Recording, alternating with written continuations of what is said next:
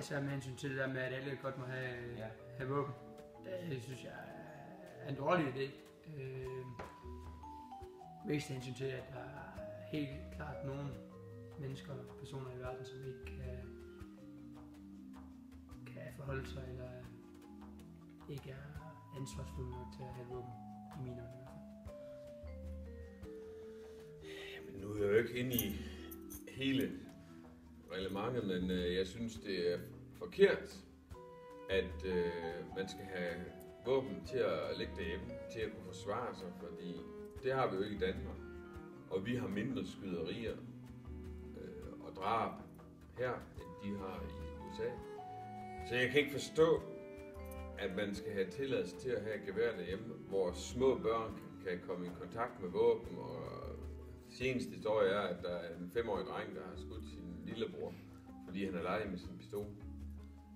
Så jeg synes, det er dybt forkert, og den eneste grund til, at det ikke bliver ændret, tror jeg, at det er rent politisk, fordi at våbenindustrien er så stor, at de skyder så meget penge i amerikansk politik, og der bliver lavet lobbyisme, som det hedder. Altså, man arbejder bag scenen, hvis man kan sige sådan.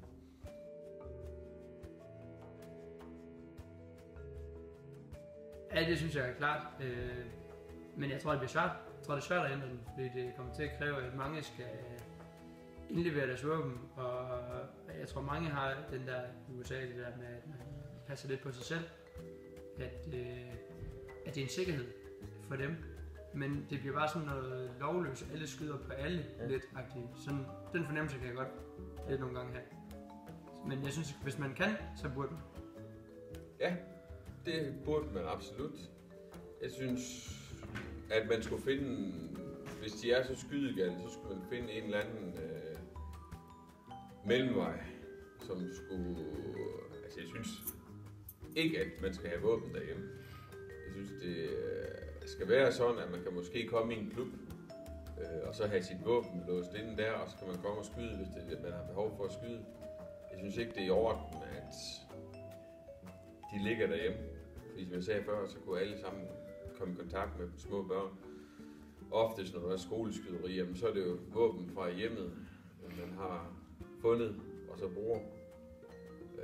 Hende den 11-årige pige, der fik et våben i fødselsdagsgave, og så kommer hun ud på skydebanen, og så lige pludselig skyder hun våben ham, der skal i hovedet der.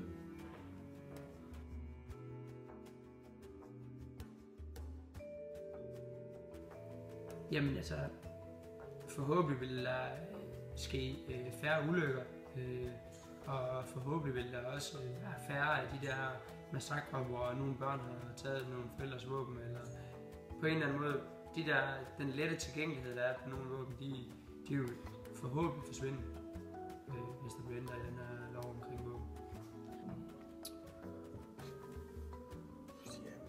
Der vil være vild opstand i USA, og nu kan jeg ikke huske, hvad de hedder, det der rifle, et eller andet. De vil jo være på barrikaderne, og folk, der er skydegalde, vil jo synes, det er helt forkert. Men sådan er det jo bare typisk, når noget stort forbydes, så vil der altid være opstandelse over det, og der vil nok gå lang tid før, det vil blive accepteret, hvis det bliver ændret. Jeg tror bare desværre ikke, det bliver ændret.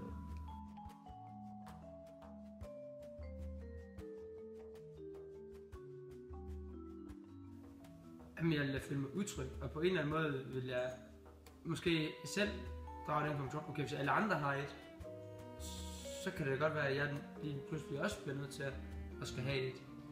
Jeg tror, det er meget logisk, at man tænker sådan, at ham derovre, han kan, i princippet så kan han gå ind og tage sit gevær og skyde mig, og hvad skal jeg så gøre?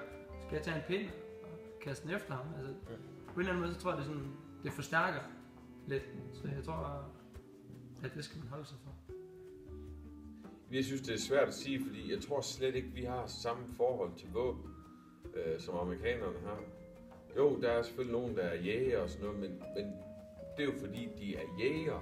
Det er jo ikke selve våben, som sådan, at de bruger. Altså jo, selvfølgelig synes de, det er fedt at have den nyeste, hvad det nu end hedder. Men jeg tror, vi har bare et helt andet forhold til våben, og hvordan de bliver brugt, og Jo, jeg kan også godt synes, det er fedt at så komme ud og så stå med kammeraterne, så går vi ud og skyder lerduer. Men det er ikke sådan noget med, at altså, nogen de bliver nærmest seksuelt opstemt af det. Altså en våben. Ej, nu har jeg fået en ny Smith Wesson 9 mm, eller hvad fanden det nu end hedder. Altså sådan er det bare ikke i Danmark.